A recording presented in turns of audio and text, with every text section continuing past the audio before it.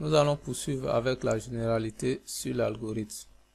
En définition, un algorithme est une suite finie d'instructions dont le déroulement dans un ordre prévu à l'avance résout en un temps fini une classe donnée de problèmes, c'est-à-dire fait passer d'un ensemble de données à un ensemble de résultats.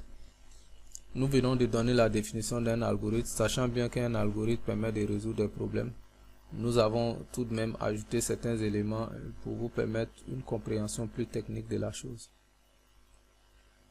Dans l'algorithme, il y a des éléments qui sont utilisés et nous allons commencer d'abord par définir ces éléments-là.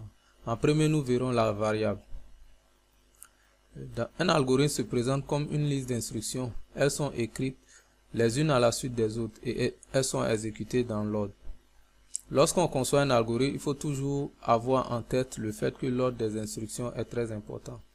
Le premier concept nécessaire pour concevoir un algorithme est celui de variable. Une variable est un emplacement dans la mémoire où est stockée une valeur. Une variable porte alors un nom et ce nom est laissé au choix du concepteur de l'algorithme. Il doit commencer par une lettre et ne pas comporter d'espace. Au cas où peut-être le nom de votre algo doit avoir un espace, il est intéressant d'utiliser le tiret du 8 ou souvent appelé underscore ou le blanc souligné. On se sert du nom d'une variable pour lire la valeur qui s'y trouve, ou bien pour la modifier. Une variable ne peut contenir qu'une seule valeur à la fois. Une valeur est numérique s'il s'agit d'un nombre, ou bien alphanumérique s'il s'agit d'une succession de symboles. Par exemple, des mots. Toute variable a un type. Si une variable est de type numérique, il n'est possible d'y mettre que des valeurs numériques. Si une variable est de type alphanumérique, il n'est possible que d'y stocker que des valeurs alphanumériques. Au fait, après la notion de variable, on nous dit que la variable ici a un nom et un type. C'est ce qu'il faut retenir. Et ici, nous allons passer à l'affectation d'une variable. Et l'affectation est une opération qui permet de modifier la valeur d'une variable. C'est-à-dire quoi? Comme son nom l'indique, affecter. C'est affecter une valeur à une variable. Et la syntaxe est la suivante. On a le nom de la variable qui va recevoir la valeur. Ok, donc ici on vient de dire que la variable a une valeur, mais la variable même qui est caractérisée par son nom et par son type. Donc ici on va prendre un exemple A qui reçoit 5 et c'est comme ça cela est lu. On voit une flèche qui quitte de la valeur vers la variable.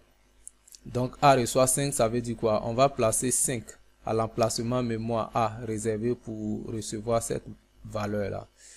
Et ensuite, on a A reçoit 5 plus 2. Ça veut dire quoi? On peut en même temps affecter des opérations arithmétiques à une variable. C'est-à-dire que le résultat d'une opération arithmétique peut être affecté à une variable. On peut aussi affecter à une variable la valeur d'une autre variable. Tout comme A reçoit B et A reçoit B plus 2. On va affecter la valeur de B à A. Et ensuite, on va affecter la valeur de B plus 2 à A. Nous continuons ici, on a A reçoit A plus 1, ça veut dire que ça en algorithme, cela est appelé une incrémentation, c'est-à-dire à A on ajoute la valeur de A plus 1. Et nous allons passer par un exemple pratique et nous allons chercher à savoir quelles sont les valeurs qu'auront chaque variable à la fin de l'exécution de ce programme. Pour cela, nous allons partir d'un tableau et que nous allons expliquer. Ici, nous avons ce tableau-là. Nous avons à la droite les instructions qui seront affectées, les instructions d'affectation en fait. Ici, nous avons le tableau. On a introduction, on a A, B, C et D qui sont des variables qui ont été utilisées ici. Parce que les variables qui ont été utilisées ici sont A, B, C et D. Et tout le reste sera des affectations. En début ici, on a NI qui veut dire non initialisé. A est non initialisé, B est non initialisé, ainsi que C et D. À la première instruction, A reçoit 1, c'est celle qui est au-dessus. A va avoir la valeur 1 et les autres variables vont garder leur valeur non initialisée. Ensuite, B va recevoir 2. Auparavant, A avait déjà 1, donc A garde sa valeur puisqu'elle reste inchangée. Et on a B maintenant qui va avoir la valeur 2. Ensuite, C va recevoir 3, pareil pour A, pareil pour B, et C qui va recevoir la valeur qu'on vient de lui affecter. D va recevoir A. A, ici, on fait attention, on voit qu'à D, on affecte la valeur de A. Donc, on vient directement à D ici, on regarde depuis l'exécution du programme jusqu'à ici, quelle est la valeur que A avait? C'est 1. Donc, c'est cette valeur que nous allons mettre dans D. Donc, ici, D va prendre la valeur 1. Voici l'instruction ici qui nous permet de dire cela. Ensuite, A reçoit C plus 1. Nous allons regarder quelle est la valeur que C avait. C avait la valeur 3. Et 3 plus 1 nous fera 4. Donc, on revient ici, c'est A qui aura la valeur 1. Vous voyez qu'ici, la valeur initiale qui était en A va être écrasée puis prendre la valeur 4 parce qu'on vient de faire une nouvelle affectation à A. Et puisqu'on dit dans l'algorithme, les instructions sont exécutées dans l'ordre, les unes à la suite des autres, on avait déjà A qui avait 1 et le fait d'affecter C plus 1 à A va effacer l'ancienne valeur de A et A va prendre maintenant la nouvelle valeur qui sera 4. Mais B va garder toujours sa valeur, C aussi, ainsi que D. On passe à l'avant-dernière instruction. B va recevoir D plus C. On va affecter à B la valeur de D plus la valeur de C. Quelle est la dernière valeur de D? La dernière valeur de D était D reçoit A, donc D était à 1. Et quelle est l'ancienne valeur de C? Ici, C recevait 3. C était égal à 3. Donc, on aura ici B qui aura la valeur de 1 plus 3. Ce qui nous donnera ici, A va garder la valeur 4 ici qu'elle a eu. B va garder maintenant la valeur 4 aussi qui est égale à 1 plus 3 et les autres restent inchangés. Ici, on nous dit que C va recevoir D plus 1. On regarde quelle est la dernière valeur de D. La dernière valeur de D, c'était 1. Et 1 plus 1, ça nous fera 2. Donc, C va recevoir la valeur 2. Donc, A est à 4, B est à 4, C à 2 et D va garder sa valeur 1. Nous verrons comme ça d'expliquer la notion d'affectation à l'aide de cet exemple-là. Nous allons poursuivre avec la convention d'écriture.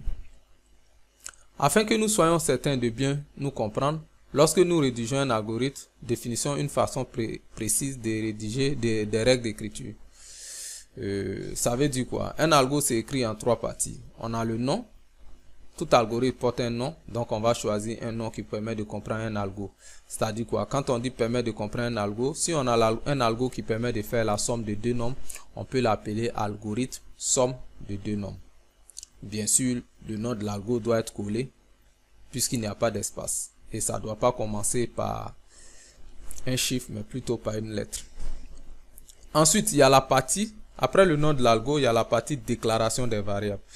Et cette partie va nous permettre de déclarer toutes les variables qui seront utilisées pour l'exécution de l'algorithme. Après la déclaration des variables, nous avons les instructions et aussi appelé le code de l'algorithme. C'est cette partie qui va contenir toutes les instructions qui vont constituer notre algo. Donc nous allons prendre cet exemple algorithme. Vous voyez le nom, c'est affectation. Variable. Là, on va commencer la déclaration des variables. Tous les mots que vous voyez en bleu sont les mots-clés de l'algo. Donc, dans les variables, on a A, B, C qui sont les noms. Et 2 points, on a le type de ces variables-là. Donc, on dira que A, B, C, 2 points sont du type entier. Et T, 2 points est de type chaîne. Ici, entier prend S parce qu'il y a 3 variables. Donc, c'est au pluriel. Ensuite, nous avons des débuts. A va recevoir 1. B va recevoir A plus 1. C va recevoir A va recevoir A plus 1. Et T va recevoir le programme est OK. Vous voyez ici les affectations. On n'a pas mis entre cotes parce que c'est la valeur qui est contenue dans ces variables. Et 1 même est un nombre entier, donc on connaît sa valeur. Mais lorsqu'il s'agit d'une chaîne de caractères qu'on doit affecter à une variable, on met dans entre cotes. Il y a certains programmes qui vont utiliser une cote simple, d'autres vont utiliser la double cote. Et fin de l'algo. Donc voici un exemple pratique d'algorithme pour ceux qui n'ont encore aucune notion de l'algorithme.